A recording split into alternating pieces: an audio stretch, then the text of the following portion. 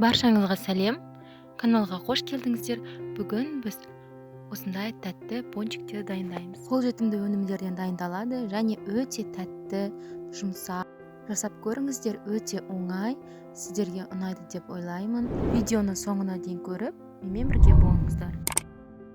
Каналға тіркеліп комментарий қалдыруды ұмытпаңыз.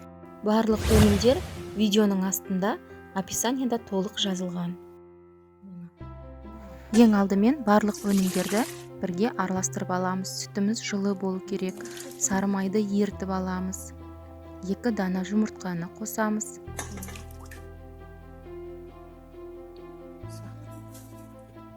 Қант қосамыз, ваниль қосамыз, нан ашытқыш қосамыз және тұз қосамыз. Барлығын жақсылап араластырып аламыз. Он міндетті түрде илеуіштен өткен болу керек. Ұнды қосамыз. Енді барлығын жақсылап араластырамыз. Бізде қамыр болып еленіп шығады.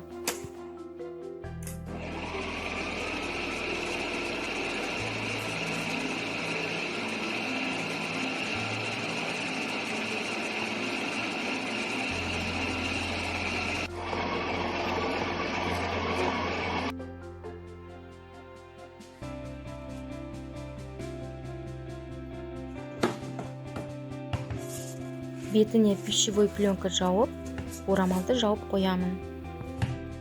Еленген қамырды жылы жерге қойып қоямыз, ол үлкен болып көтерілу керек. Міне қамыр бізде ашыды, ол көтерілді. Оны қолға ұстаған кезде ол жабыспайтын болып шығады.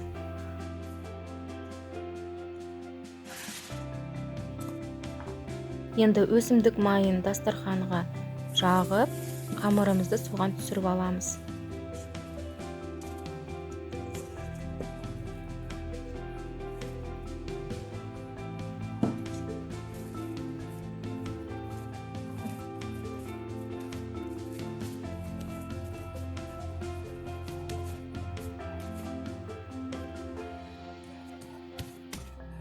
Қамырға өсімдік майын жаға отырып, оны 1 сантиметр қалыңдықта оқтаумен жайып шығамыз.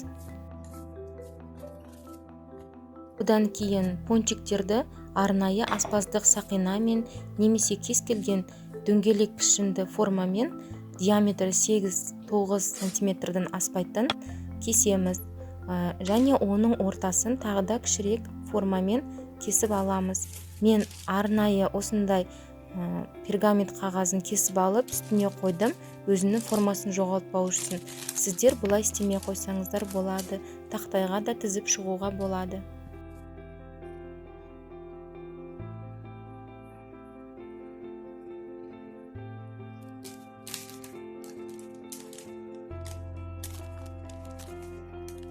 Міне осындай формада болып шығады. Барлығынан 22-24 пончик шығады. Енді бұлардың бәрін тізіп, бетін жауып, жылы жерде тағы да 10-15 минут ұстаймыз. Ол тағы да кішкене көтерілу керек. Өсімдік майын құйып, арнайы ыдысымызға пончиктерді қуырамыз. Оны қуырғанда майды қатты қыздырмаңыз, қатты қыздырсаңыз, оның ортасы піспей қалады. Міне тура видеодағыдай ақырын ғана шетінде осындай пузыректар шығып тұру керек. Ақырын отта қуырамыз. Бірінші бір жағын, одан кейін екінші жағына аударып қуырамыз да, арнайы сүлгіге салып, артық майынан арылтып аламыз. Ең басты ескерту, пончиктарды майға қуырып алғаннан кейін, оларды міндетті түрде суытамыз. Қамырдың құрамында қант және ваниль болған себептен, ол пончик тәтті болып шығады. Міне біздің пончиктер дайын болды. Енді оған арнайы шоколадтарды алып ертеміз. Немесе шоколадты ганаж жасауға болады. Жоғарыда сізге ссылкасын көрсетіп кетемін, қалай істеу керек. Пончиктарды алып жартылай шоколадқа матырамыз. Менде мұнда 100 грамм ақ шоколадқа жасыл краситель қостым, тағы да 100 грамм ақ шоколадқа қызыл краситель қостым, және жай темный шоколад, қара шоколадты ерітіп, осылай пончиктерді матырып шықтым. Енді бетіне өзіңіздің қалауыңыз бойынша осындай кондитерлік арнайы заттарды сеуіп шықсаңыз болады.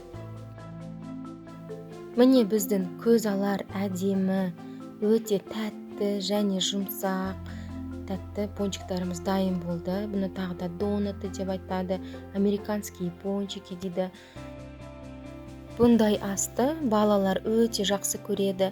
Дайындап көріңіз, сізге де ұнайды деп ойлаймын. Осы видеоның соңына дейін көргеніңізге рахмет. Каналға тіркелуді ұмытпаңыздар. Сау болыңыздар.